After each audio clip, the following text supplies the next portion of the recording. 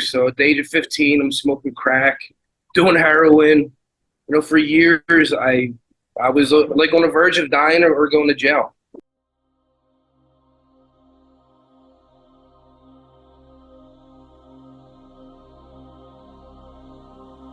I just think you are a fantastic storyteller, and I was watching your videos. I was just like, tell me more, tell me more. So I'll just hand over to you. Thank you. So there was 2 prisons, one for drugs and one for murderers. They sent me to the murdering prison. My only charge is drugs, and they're not sending me to the drug prison. Now, this prison is called La Granja. A few years prior, they had over 400 inmates die in a riot. Burned alive. They were playing soccer with somebody's head. Gang war. That's the prison they're sending me to for 4 grams a week. So I passed out on the floor, and I was unconscious at home alone.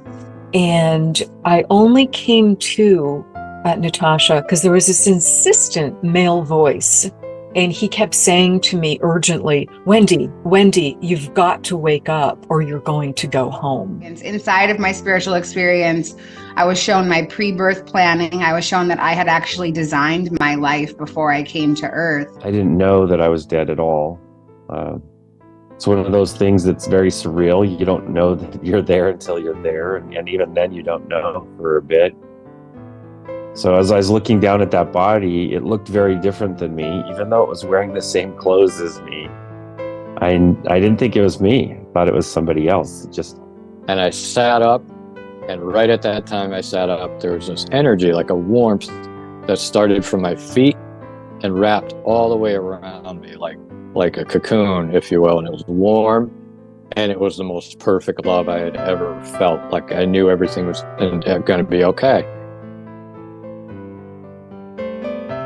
There was also health condition. When we have lots of traumas, of course, you create lots of health conditions. I had this endo that was creating lots of pain in the body. I couldn't get out of bed, couldn't have sex, because it was so painful.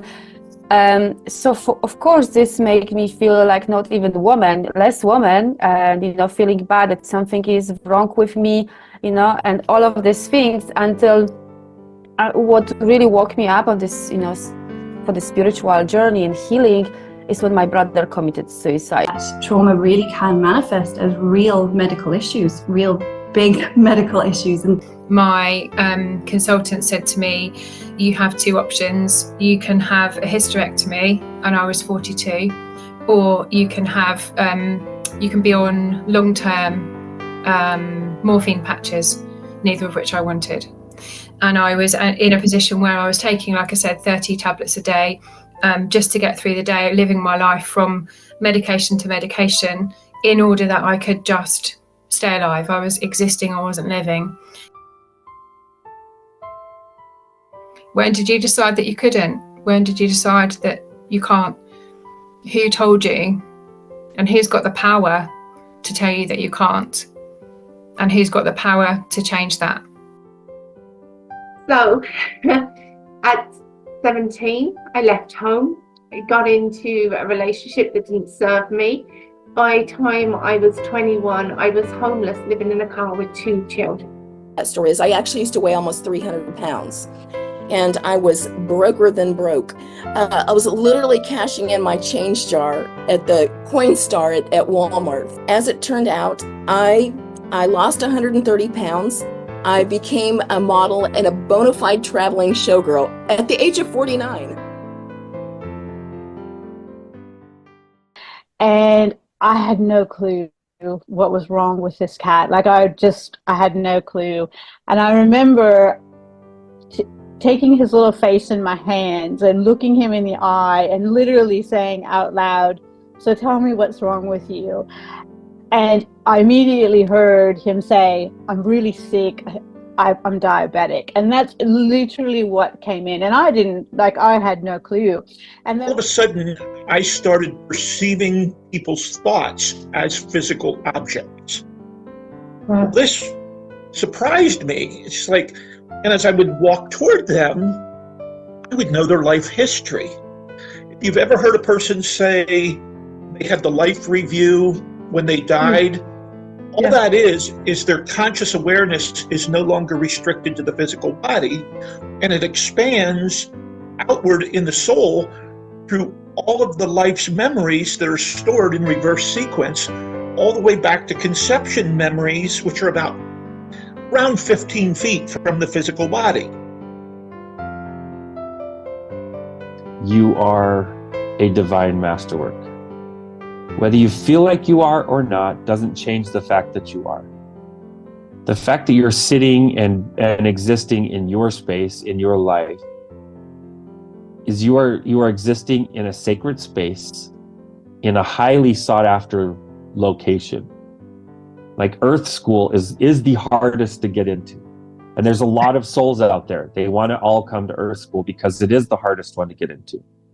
And the whole awakening, all the wisdom which we want has to come through self-inquiry, because otherwise it's all, we're trying to follow some narratives, beliefs, and some written books which nobody knows why he has written that, somebody's knowledge.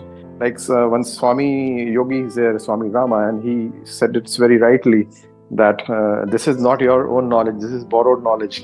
And you don't know why he wrote that, probably because he found it some way, but you also should find it same way rather than just blindly following things. Your thoughts really do shape your reality.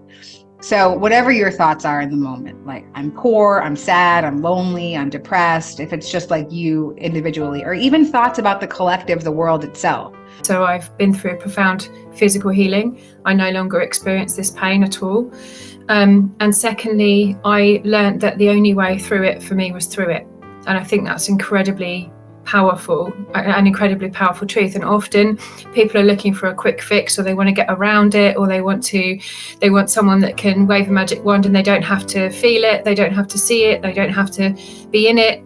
That's not the way it works on this spiritual journey. Be yourself. And one of my favorite quotes is, be yourself because everyone else is taken. It doesn't need to make sense. It's also, do it messy. Do it messy. Just love yourself first. Be kind to yourself. Be good to yourself. The message that I learned the most about the other side is never give up. Because if you knew how many people were actually rooting for you, how many people on the other side are 100% invested in your development, in your growth, I think if people knew how many people there really were, they would be shocked.